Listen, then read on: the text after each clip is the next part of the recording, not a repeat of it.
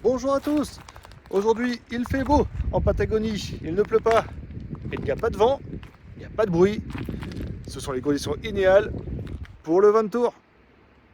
Je vais vous expliquer comment on a fait pour choisir notre véhicule, nos différents critères de sélection et comment on a fait pour choisir le Rimor Horus 45. Le premier des critères, avec un bébé d'1 an et demi, c'est de pouvoir ranger toutes ses affaires. Et ça prend de la place. On a la poussette qui se plie et le porte-bébé qui est encombrant mais indispensable. Et donc on voulait absolument pouvoir rentrer et sortir la poussette et le porte-bébé, qu'il pleuve, qu'il neige, qu'il vente, sans tout mouiller à l'intérieur du véhicule. On voulait également pouvoir transporter le lit parapluie. Ça permet de prendre des Airbnb ou des hôtels qui n'en disposent pas et de ne pas devoir payer de suppléments ou de ne pas être contraint dans le choix. Le deuxième critère, c'est d'avoir vraiment un espace nuit dédié pour bébé, qui puisse faire ses siestes et qui puisse dormir à 20 h le soir, quand nous on est encore à table et qu'on profite de la tranquillité du soir. Donc ça, il fallait vraiment un espace complètement séparé de l'espace vie. On voulait également un véhicule aux normes Euro 5 ou Euro 6. En rentrant en Europe dans un an, on veut pouvoir aller dans les pays scandinaves. Et là, les restrictions sont compliquées pour les véhicules diesel, donc on voulait avoir aucune contrainte. Ensuite, les critères un petit peu moins rédhibitoires, c'est d'avoir une grande cassette pour les WC, pour pouvoir être autonome au moins 3 jours. Et également d'avoir une douchette extérieure, pour pouvoir prendre une douche ou pour pouvoir laver bébé aussi quand il fait beau. On voulait une marque que l'on puisse trouver quasiment partout dans le monde, et notamment en Amérique du Sud. Donc c'est pour ça qu'on a choisi du coup un porteur Fiat. Donc avec tous ces critères, on a écarté le vélo. Beaucoup trop long pour réaliser la route d'Ushuaia à Bogota en un an. On a écarté la voiture également. On a croisé certaines personnes qui faisaient 3-4 mois en Patagonie en voiture. Finalement, ils regrettaient de devoir choisir tous les soirs un hôtel, de devoir sortir les affaires du bébé, de devoir tout rentrer le matin. C'était long et compliqué. Donc ça, on évite. Le van. Donc le van, pour nous, on l'a jugé pas assez grand pour pouvoir mettre la poussette et le porte-bébé. On n'en a pas vu qui contenait suffisamment d'espace. Et d'autant plus que les vannes, c'est très rare d'avoir 3 lits avec l'espace nuit dédié. On voulait également avoir suffisamment de place pour pouvoir changer les couches en urgence. Donc là, le van n'était pas adapté. En parlant de couches, avec un bébé d'1 an et demi, on voulait absolument avoir notre propre salle de bain, une douche et des WC. On ne sait jamais, un caca explosif, il y en a partout. On veut pouvoir mettre bébé rapidement dans la douche et de ne pas avoir à tout déménager dans un van. Donc on n'a pas choisi ce type de véhicule. Le camion. Donc le camion, c'est une solution sur laquelle on a beaucoup hésité. Toutefois, on a pris un an pour préparer le voyage et il faut quasiment un an pour préparer un véhicule. Avec l'arrivée de bébé, on a choisi le fait de ne pas préparer le véhicule et d'acheter un tout aménagé. Surtout qu'avec le camion, on aurait dû passer les permis et ça n'intéressait pas forcément Frédéric. Donc il ne nous restait plus que 2 solutions, soit le fourgon aménagé, soit le camping-car. On était fortement intéressé par les camping-cars avec des lits superposés à l'arrière. Toutefois, il y a un an, donc en 2021, quand on a acheté le véhicule, on a regardé le marché donc avec des Euro 5 ou des Euro 6 et le marché était complètement en pénurie. Plus possible de trouver des camping-cars. Les véhicules d'occasion sont introuvables et on a eu l'opportunité de trouver en neuf un véhicule qui nous correspondait. On est arrivé sur un porteur Fiat Ducato et un Rimor Horus 45 plus précisément. Allez, c'est parti pour le Van Tour. On commence par l'extérieur et ensuite par l'intérieur. Donc un véhicule sur un porteur donc Fiat, un 140 chevaux en Euro 6, donc de 2021. On voulait un véhicule récent pour avoir le moins de soucis possible sur notre voyage en Amérique du Sud. Donc on a à l'extérieur la sortie gaz pour le chauffage et l'eau chaude, donc fait par le Truma.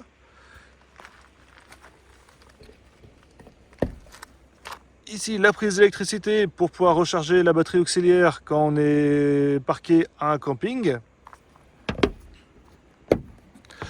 La douchette extérieure sur lequel on peut mettre de l'eau chaude ou de l'eau froide. La cassette de 20 litres pour les WC et l'arrivée d'eau. L'arrivée d'eau pour alimenter les 100 litres de la cuve. Au niveau du réservoir d'essence, on a également l'accessibilité au réservoir de l'AdBlue. Donc on a investi dans cette plaque en métal qui permet de ne pas déverrouiller la plaque de l'AdBlue sans avoir pris la clé pour tirer le capuchon du diesel. On a vu sur des forums que certains s'amusaient, quand il n'y avait pas cette protection, à tirer le capuchon. Et on peut mettre n'importe quel liquide, il n'y a aucune protection. Donc c'est pas bien cher, mais c'est toujours pratique. À l'arrière, on a également en haut la caméra de recul, qui est bien pratique pour faire des créneaux en ville. Et sur le côté droit, on a le store, le Fiamma F80S, qui permet d'avoir un bel ombrage quand il fait trop chaud.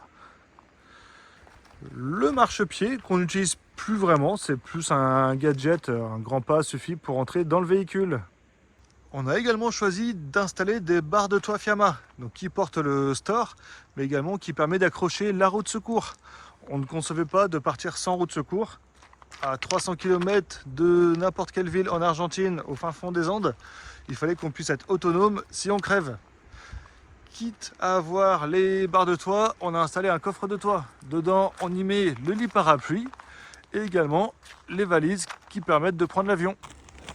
Et nous avons également sur le toit les panneaux solaires de 110 watts, donc jumelés avec un coupleur séparateur à la batterie du porteur.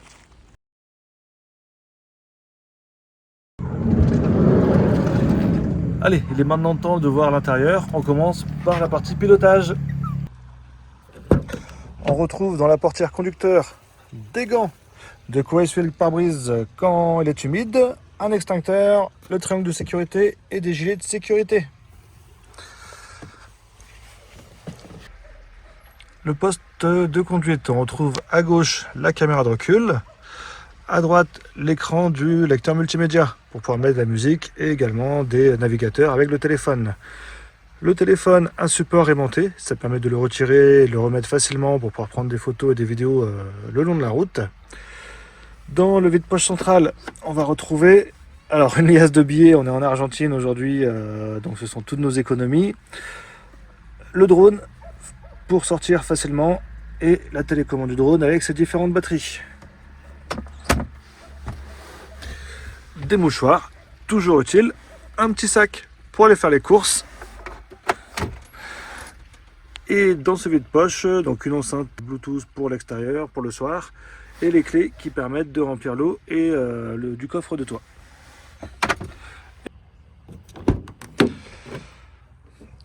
Et dans la portière passager, on retrouve encore des gants, les outils qu'on utilise le plus, l'appareil photo, toujours prêt à dégainer, une gourde avec un peu d'eau et les lumières d'extérieur. Les lumières d'extérieur, on a mis derrière de l'aimant, ça permet de les mettre sur la porte le soir. Quelqu'un passe, ça s'allume, alors qu'on est en extérieur, on peut les mettre allumés tout le temps. Et sous le siège passager, on va retrouver le kit de secours pour la roue. Sous le siège passager, on trouve une trousse à outils, tournevis, pince coupante, cutter, tous les embouts possibles et imaginables, une trousse de secours, un couteau suisse avec encore des embouts de tournevis et qui fait également pince, les manuels d'utilisation du véhicule. Ici, fort pratique, si on est embourbé, une pelle qui fait également hache. Pour l'instant, on ne s'en est pas servi, mais c'est toujours bien d'avoir ça sous la main. On trouve également tous les embouts pour l'eau. Donc on a les embouts pour des tuyaux lisses, des réducteurs, on a une dizaine d'embouts. Ça nous permet à chaque fois de nous ravitailler en eau, quel que soit l'embout proposé par le robinet que l'on trouve. Un barbecue pliable, donc ça vous avez pu la voir dans la vidéo numéro 4. Et enfin, la brosse pour essuyer le barbecue. On en met des choses là-dedans. Allez, changement de décor. On a même changé les couleurs du fourgon. On a retiré tous les stickers. Et on va aller voir maintenant qu'est-ce qui se cache derrière les portes arrière. Nous avons en haut, au niveau de la partie nuit, rajouté des rideaux pour avoir plus d'opacité et pour avoir une isolation thermique. Et en bas, on retrouve l'accès à la soute. Donc on a sur la partie gauche l'échelle qui nous permet d'accéder au coffre de toit. Au milieu, la poussette que l'on peut retirer facilement. Et à droite, on a les cales quand on n'est pas bien droit la nuit. Et on a également les chaises et les bâtons de marche. Et derrière le rideau de gauche, on a un matelas, vous comprendrez mieux côté lit, et on a le porte-bébé que l'on peut sortir intégralement de ce côté. Et juste au-dessus de la poussette, j'ai ajouté une planche en bois avec un carton pour la protéger. C'est la table de camping, donc facilement accessible. On la sort très rapidement et on la remet très rapidement également, sans avoir besoin de sortir la poussette ou tous les autres accessoires.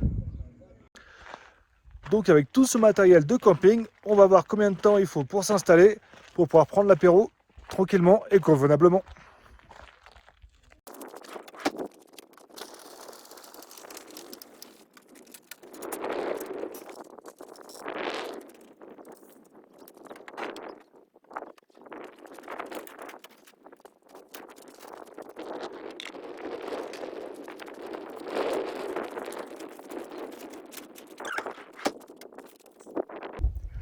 Moins de 2 minutes 30. Le plus long, c'est d'ouvrir la bouteille. Allez, on revient à l'arrière du fourgon. Donc on peut enlever la poussette très facilement. Et on retrouve sur la droite la soute sous le lit. Le coffre de droite n'est pas simple d'accès, donc on y met les choses dont on se sert rarement. Un bidon pliable, donc top pour récupérer l'eau quand on n'a pas de robinet à proximité. On y met des plaquettes de frein de secours, kit de balai d'essuie-glace, de l'AdBlue en stock, un chargeur booster si jamais le fourgon ne démarre pas un matin, de quoi un pistolet pour refaire les joints, et également une corde qui peut servir, et derrière, filtre à air, filtre à habitacle, tout ce qu'il faut pour l'entretien du véhicule. Et à gauche du lit, on a l'accès à la cuve à eau avec la pompe à eau. Donc ça, on n'y accède que très rarement, une fois tous les 2 mois pour la rincer et la nettoyer. Nous avons le réservoir 200 litres d'eau et on a rajouté sur le circuit un filtre qui est au fond à gauche et un purificateur d'eau à droite. Celui-ci se déclenche dès qu'on utilise l'eau. Il est relié sur le même circuit électrique que la pompe à eau. Dans la partie gauche, on retrouve le gaz. Donc, une bouteille française et une bouteille argentine. Donc pour mieux comprendre, je vous propose d'aller voir la vidéo que j'ai réalisée à ce sujet. On a également le tuyau d'arrosage pour se ravitailler en eau n'importe où. Dans le coffre de droite, nous avons la partie électricité. Initialement, on avait une batterie AGM, mais qui a rendu l'âme. Donc j'ai remplacé le tout par un kit lithium. On retrouve la batterie lithium, donc de 100 Ah. On retrouve derrière un chargeur booster, le converteur quand le fourgon est branché sur le 220. D'ailleurs, il est branché sur le 220 avec cette prise. Et le boîtier fusible qui fait également coupleur séparateur. Au-dessus, nous avons le chargeur pour les panneaux solaires avec ses interrupteurs. Enfin, un espace de rangement, donc des rallonges pour pouvoir connecter toujours le fourgon au 220 et une visseuse dévisseuse, toujours pratique pour rafistoler le fourgon.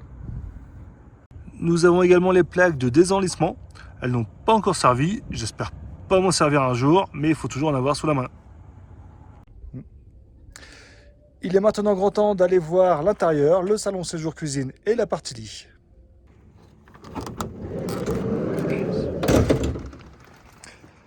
Donc pour l'occasion, j'ai mis les sièges en mode salon.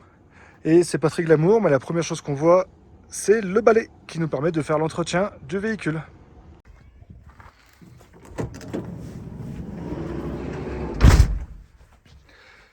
Donc nous avons les deux places de conducteur et de passager. Une banquette, donc ça c'est l'espace de vie du bébé.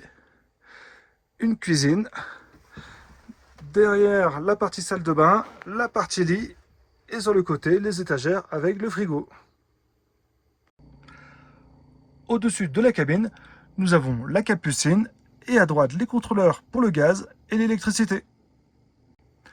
Dans la capucine, nous y trouvons une grosse boîte pour ranger tous les Legos de bébé. Deux boîtes pour mettre tous nos fruits et nos légumes. Et encore une boîte qui contient tous les jeux de bébé. Derrière, nous avons toute la partie électrique. Nous avons des ventilateurs qui se rechargent en USB. Très pratique, on les clipse n'importe où et ça rafraîchit très bien la nuit. Une trousse de secours également avec des médicaments. La raquette elle est indispensable. Dès qu'il y a des mouches ou des moustiques, avant de dormir, on fait le ménage et ça nous garantit une nuit apaisée. Nous avons également une powerbank, une caméra. La caméra va nous servir à surveiller bébé quand on sort la nuit. Alors ne vous inquiétez pas, on ne laisse pas Camille tout seul dans le fourgon. Le plus loin qu'on fait, c'est garer sur un parking de restaurant. Camille dort dans son lit et nous on mange en terrasse et ça permet de voir ses moindres faits et gestes directement avec la caméra. Nous avons également le convertisseur de 12 volts vers du 100 watts. Donc 100 watts, ça nous suffit largement. Ça permet de recharger l'ordinateur, les batteries pour le drone, également d'alimenter la caméra quand on l'utilise. Pour l'espace vie de bébé, donc il a son siège quand on roule et il a également son siège quand on est à l'arrêt. Donc il a directement accès à son manteau. Et pour nous, pour l'essuyer, parce que c'est souvent des catastrophes, on a du sopalin et des lingettes. Sous son siège, on a également mis une chute de rideau. Ça permet de recouvrir le siège quand il mange. Ça arrive fréquemment que des petits poux tombent, donc ça évite d'abîmer le siège. Il a également accès à sa tasse d'eau en permanence. Et derrière le siège, on utilise pour caser le sèche-couvert. Quand on fait la vaisselle, on pose toutes les affaires mouillées dessus. Et on a également un sac pour aller faire les courses. On a installé des paniers pour réaliser des vides-poches. Et on a également mis les photos de nos animaux et de notre famille pour que on puisse leur dire bonjour et bonsoir tous les jours. Dans cette étagère, et c'est là où vous voyez qu'un bébé prend beaucoup de place, on retrouve un chaud-vibrant. Finalement, on l'utilise quasiment pas, ça va aussi vite de chauffer les pots ou le biberon directement au gaz. On retrouve des jeux, des livres, beaucoup de livres, et les guides des différents pays. Vous voyez qu'on a également pris des jeux de société, mais au final, un bébé, ça prend beaucoup de temps. En 3 mois, on ne l'a pas encore utilisé. Sous la table, on a installé un tendeur pour tenir les bouteilles d'eau. Donc les bouteilles d'eau qui servent principalement au biberon de Camille. Et au fond, on a mis un carton pour pouvoir recycler nos déchets. Et sous le coffre du siège, on a le chauffage Truma Combi 4, donc qui sert à faire le chauffage et également à chauffer l'eau. Côté cuisine, nous avons le porte-serviette, le porte-éponge et le distributeur pour le savon et pour le produit vaisselle. Donc ça, on est super content. On l'a mis avec du double face, il tient impeccable. D'ailleurs, j'en profite, rendez-vous sur mon site web, il est inscrit juste ici, et vous pourrez voir tous les accessoires que l'on a pris dans le fourgon, et vous pourrez vous procurer les mêmes si vous les trouvez intéressants. À gauche du meuble de la cuisine, nous avons une rallonge. Dans un fourgon, il n'y a pas beaucoup de place, et chaque centimètre carré est compté. Pour la cuisson, nous avons 2 feux sur les bonbonnes de gaz. On les trouvait assez rapprochés l'un de l'autre. Finalement, une poêle et une casserole passent. Donc Frédéric arrive à concocter des bons petits plats. Et un lavabo qui est suffisamment grand pour nettoyer le tout. Sur le meuble du dessus, nous retrouvons tout ce qui est léger en nourriture. Donc principalement pour les petits déjeuners et les goûters. Et dans les rangements du dessous, nous avons dans le premier les ustensiles de cuisine. Hop, la louche, la pince pour le barbecue, un repose-plat très utile, il prend pas beaucoup de place et une fois ouvert, on peut mettre des grandes casseroles dessus. Les couteaux, les fourchettes, le presse-purée indispensable pour bébé, des couteaux, des allumes-feu, voilà, tout ce qu'il faut, et un ouvre-boîte aussi très important car au Chili et en Argentine, il y a beaucoup de boîtes qui n'ont pas d'ouverture facile. Le tire-bouchon, indispensable également. Dans le deuxième tiroir, nous avons tout ce qui est verre, les assiettes avec le kit qui fait également passoire, les poêles et les casseroles. Donc au niveau des poêles, grâce à Decathlon, on a pris celle avec le manche qui se referme. Ça permet de ranger beaucoup plus facilement. Et enfin, dans le troisième, on retrouve tout ce qui est un peu plus lourd, les conserves, le lait, la farine, les pâtes, voilà, tout ce qui est pour le repas. Et dans le placard du côté, nous avons un seau pliable. On y met des fois la vaisselle sale qu'on attend pour la réaliser. Un toaster. Ça c'est top. On le met sur le gaz et ça permet de faire comme un grille-pain. Et ensuite on y trouve les produits d'entretien, les éponges, les sacs poubelles, les bouteilles d'huile, de vinaigre. Tout ce qui prend de la place. Au niveau des placards, donc nous avons le frigo qui est en haut à gauche. Donc le frigo est tenu par 4 vis à l'intérieur, avec toutes les vibrations sur les pistes, les vis se dévisser, voire se casser. Donc pour mieux le faire tenir, j'ai remplacé les vis par des boulons. Donc c'est un petit peu moins esthétique, mais au moins il tient bien, il ne sort plus du tout de son emplacement. Donc à l'intérieur, nous avons de quoi mettre des bouteilles, des Tupperware, des grands bacs à légumes et bacs à bière, et en haut un freezer. Donc on tient facilement 4-5 jours avec un plein de frigo. La taille est largement suffisante pour 3 personnes. Et enfin les placards de vêtements. Le fourgon était vendu donc avec cette étagère qui était entièrement penderie. Nous on n'avait pas l'utilité, donc j'ai rajouté des étagères. On a les vêtements de bébé en haut et les vêtements de Frédéric en bas. Nous partons un an en voyage et ça suffit comme emplacement. En bas, il y avait une seule étagère quand on a acheté le fourgon, donc j'en ai rajouté une deuxième. Donc là on est sorti d'Argentine, il nous restait des pesos, donc on a fait le plein de lait. Et voilà, tous mes vêtements pour une année. Et enfin le dernier placard, on y stocke quelques manteaux et ensuite les réserves de couches, de lingettes, voilà, tout ce qu'il faut pour l'entretien de bébé. Donc derrière les sièges et avant la salle de bain, on a un petit emplacement, on y a fixé la barre pour déplier le store, les bavoirs de bébé et ensuite une poubelle qui rentre pile poil dans l'emplacement pour mettre tous les petits détritus. On va maintenant voir la salle d'eau.